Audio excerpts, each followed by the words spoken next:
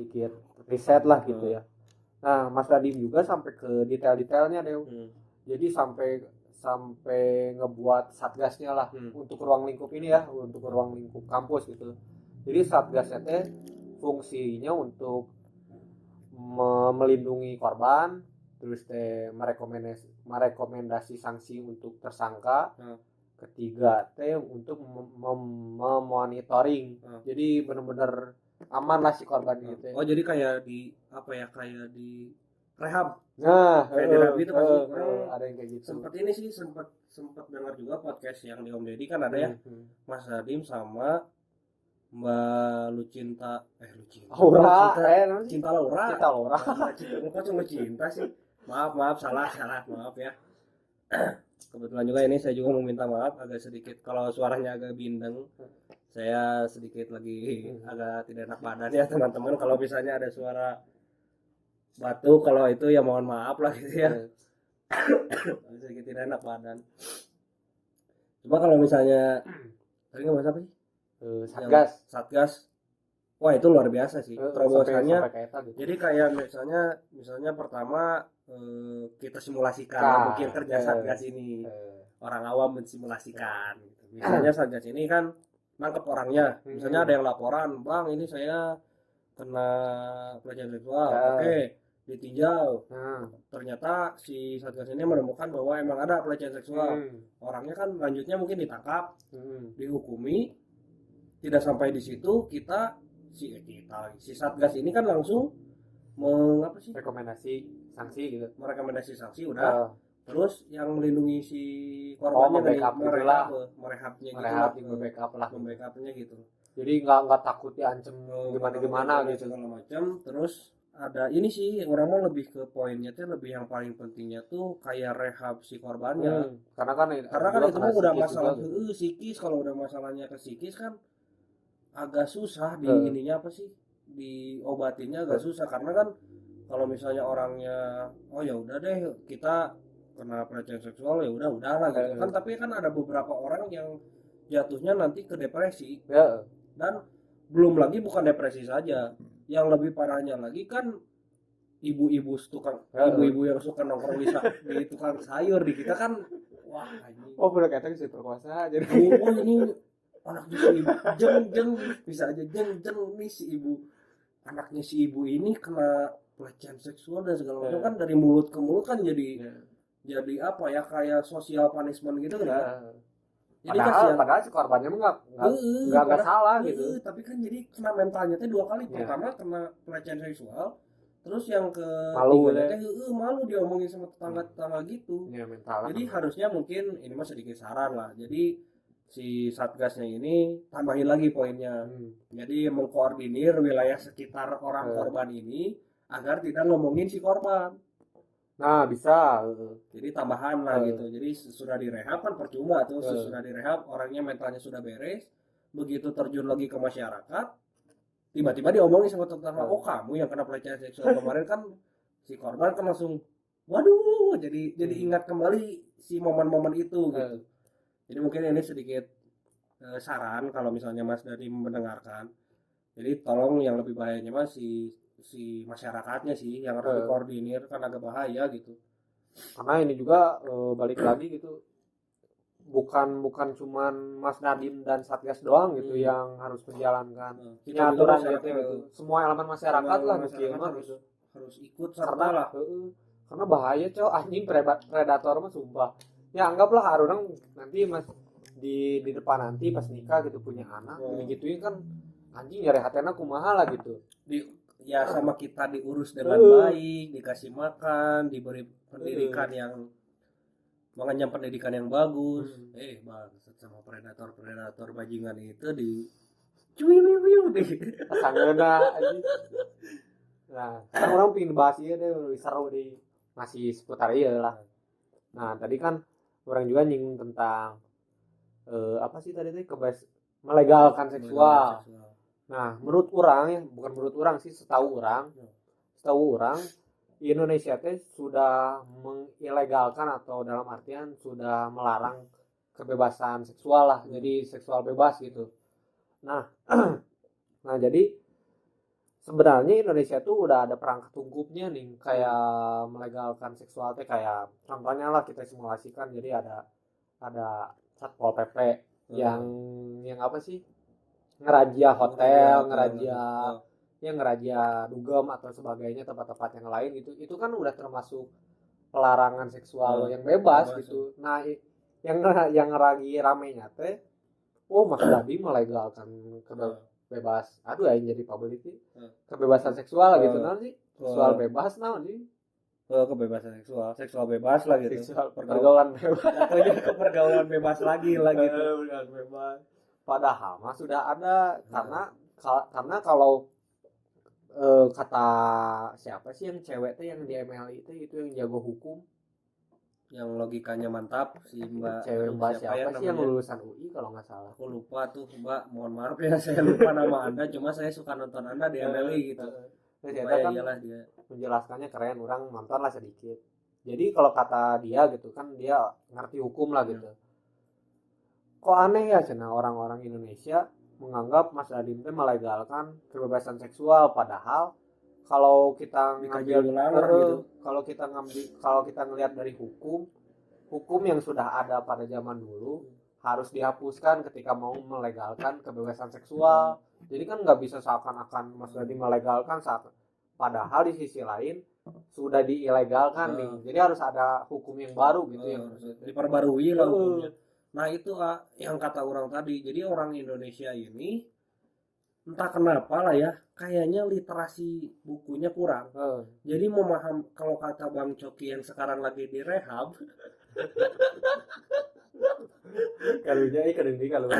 ya ini sedikit info, kami menunggu comebacknya Bang Coki gitu keluar, karena walaupun dia wadidiu, kalau kata sebagian orang kan wadidiu, tapi kadang-kadang pemikirannya juga harus harus dipertimbangkan ulang, karena perspektifnya baru lah gitu. Jadi kembali lagi ke topik yang tadi, jadi kalau kata Bang Coki ini, orang-orang Indonesia ini selalu gagal memahami konteks. Itu karena mungkin ya negara kita tidak seperti Jepang, yang orang Jepang baca satu buku bisa 1 hari gitu kan.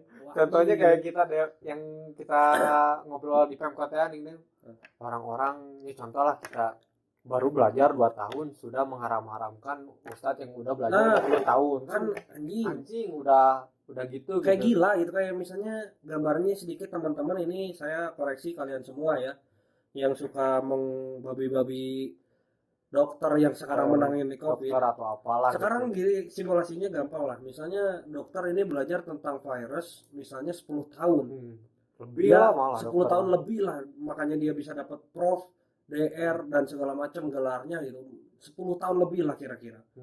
Sekarang ada mas-mas random di pinggir jalan yang cuma buka HP terus kena propaganda gitu. Dokter ini bangsat. Hei, Anda, saya bukan meremehkan pengetahuan Anda, tapi Anda kan mengkaji virus tidak, membaca-baca tentang virus tidak, tapi sudah membabi-babi dokter kan. Wadidiu gitu, kayak orang-orang misalnya membabi-babi orang yang belajar agamanya udah 20 tahun gitu. Misalnya kayak Habib Jafar gitu. Kan banyak orang tuh yang sesat dan segala macam. Anda belajar agamanya kayak Habib Jafar tidak? Anda belajarnya 10 tahun tidak? Atau mengkaji lah gitu, minimalnya kan seenggaknya seminimalnya mah gak usah mengkafir-kafirkan jeung menyala-nyalin orang lah, seminimalnya malah gitu. Jangan nyalain orang lah, kalau misalnya orang punya pikiran beda ya udah gitu, karena kalau Anda mau protes ya inilah negara demokrasi gitu, semua punya pikirannya masing-masing, tapi ya Anda jangan membabi-babi orang juga gitu loh. Saya tidak yakin orang tua dari orang yang Anda babi-babi itu membabi-babi anaknya sendiri kan, tidak dong. Emang aneh gitu orang-orang di kita tuh, agak sedikit harus dibenahi lah di pendidikan. Mungkin Mas Nadiem juga kalau misalnya mendengar podcast kita, tolonglah pendidikan kalau misalnya dengar gitu ya, misalnya tiba-tiba lewat di beranda YouTube-nya Mas Nadiem gitu, tolong Mas ya kita manggil Mas karena beliau tidak terlalu tua lah ya, masih muda gitu. Kalau dipanggil Bapak atau kakek kan terlalu jauh gitu gapnya. Ini agak sedikit biar lebih akrab lah gitu. Tolonglah di inilah pendidikan kita agak sedikit dibenahi, karena masih banyak orang-orang yang wadidiu lah gitu ya, memahami konteksnya kurang lah gitu. Masih civil war lah Masih. gitu. Dan masih pembahasan yang dikit udah diadu domba gitu anjing. Gampang teradu domba orang Indonesia pisan tuh, Cok. gitu anjing. Aneh loh. Tapi kira-kira ini mah ya, ini mah pertanyaan iseng sih. Kira-kira ya, kalau misalnya ada pelecehan seksual atau kekerasan seksual di lingkungan kampus atau di luarnya, di lingkungan kita sekitar, kira-kira yang salah siapa? Apakah si wanitanya? Wah, ini bisa nabrak feminisme. Apakah si wanitanya? Apakah si dosennya? Karena kalau orang bilang pelecehan seksual ke laki-laki kayaknya nggak ada deh. Malah Ada nggak sih? Malah enak kalau laki-laki kita misalnya di selebeu misalnya sama cewek kan ya terima-terima aja lah gitu. bungkus aja. Ya udah biasa aja lah gitu. Kalau misalnya kan pelecehan seksual ini kan lebih ke cewek lah ya. Banyaknya lebih ke cewek.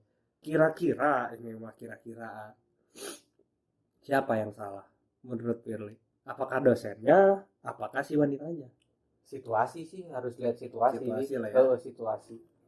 Karena kalau kondisional gitu. Karena kan kasus-kasus yang tadi orang sebutin teh emang keterpaksaan atau pemaksaan kan gitu. Jadi di sana gitu nabrak nanti. Tapi ada seru nanti. Gimana Mas kalau misalnya saling suka terus ya berhubungan intim lah sana. Itu gimana sana? Nah kalau menurut orang itu nggak bisa benar-benar dipantau aja gitu mah. Harus balik lagi ke pendidikan moralnya keluarganya, itu mah gitu. Makanya orang nggak bisa menyebutkan Indonesia sekuler gitu. Karena emang kalau nggak salah ya orang pengen nyebutin hukum definisi seksual sama dari hukum sama dari agama itu berbeda. Kalau nggak salah definisi dari seksual dari hukum itu kalau nggak salah definisinya gini. Ketika satu pasangan yang salah satunya sudah menikah dan yang salah satunya belum menikah itu baru dianggap kebebasan seksual. Jadi ketika dua-duanya menikah itu mah keanggapnya kalau nggak salah teh bukan kebebasan seksual lah gitu. Nah kalau dari agama beda gitu. Nah bukan orang menyetujui menjauhi aturan agama, cuman ini juga menurut orang udah ada nilai-nilai agamanya gitu. Udah ngambil dari poin-poin agama lah gitu. Kebebasan seksual ini dilarang lah di Indonesia lah gitu. Intinya mah eta gitu garis besar. Cuma kalau orang gini misalnya dua-duanya setuju, dua-duanya saling menyukai, ya udah gitu, nggak apa-apa. Tapi kan Anda harus tahu resikonya gitu. Bahwa kalau kebebasan seksual ini kan misalnya Anda hamil di luar nikah ya siap-siap saja Anda dicaci maki oleh tetangga gitu. Ya terserah lah kalau misalnya Anda suka sama suka. Tapi kalau misalnya salah satu dari kedua belah pihak ini tidak setuju, misalnya si ceweknya tidak setuju, itu wajib dihukumi si pelakunya lah gitu. Karena kan ini mah menyebutnya ke HAM lah. Sama kayak misalnya di Amerika, Anda bebas mau melakukan seksual, Anda mau bebas apa, silahkan lah gitu. Asal jangan mengganggu hak orang. Di Amerika kan gitu, misalnya kita mau mantap-mantap di pinggir jalan, mau di kebun dan segala macam, mau hamil luar nikah ya silakan, asal jangan salah satu dari pihaknya itu nggak setuju, harus dua-duanya setuju lah gitu. Ya silakan gitu. Cuma kalau misalnya pelecehan seksual yang antara dosen dengan mahasiswa, saya akan coba objektif ya teman-teman. Saya tidak menyalahkan wanitanya. Tolong feminisme Anda, feminis Indonesia tolong gitu. Kadang-kadang feminis Indonesia juga sedikit bangsat lah gitu kalau masalah-masalah gini.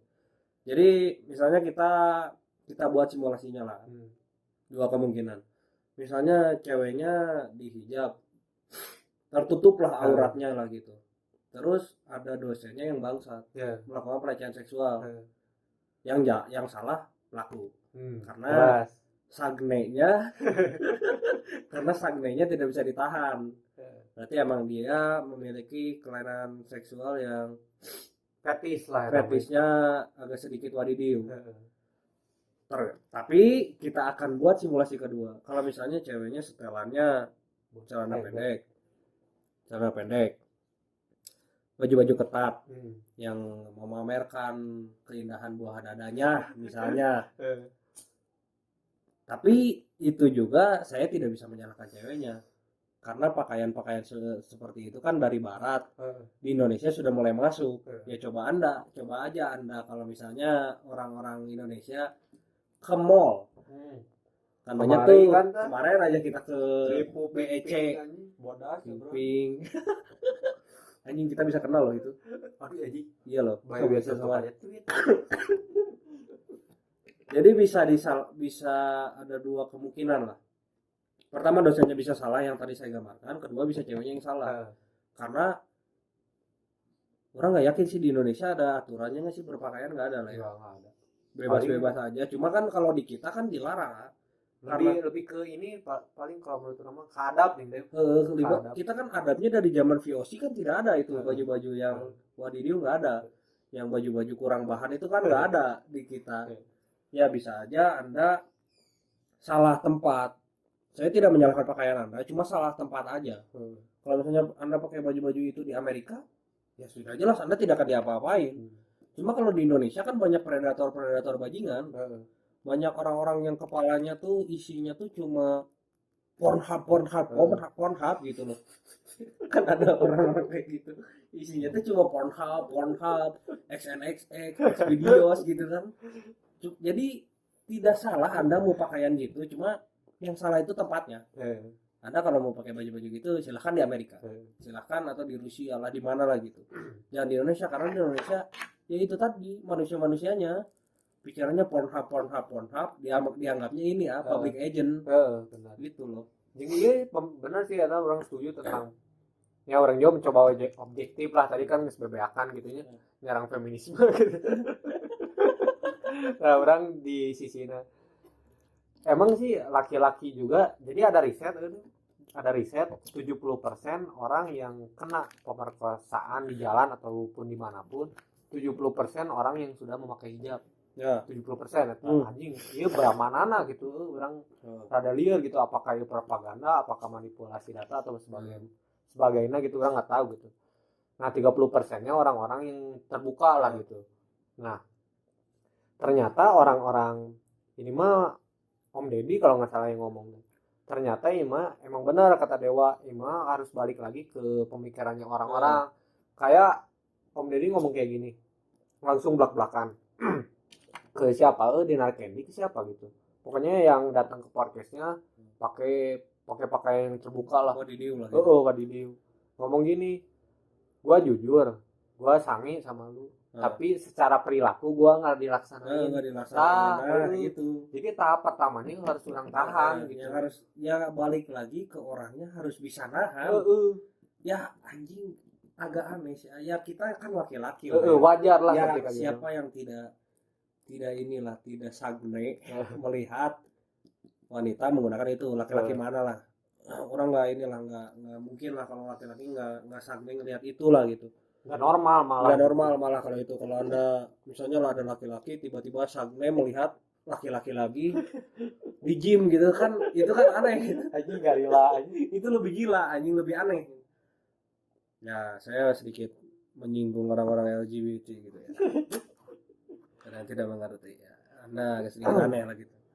Anda harus ke dokter lah gitu, periksain lah gitu.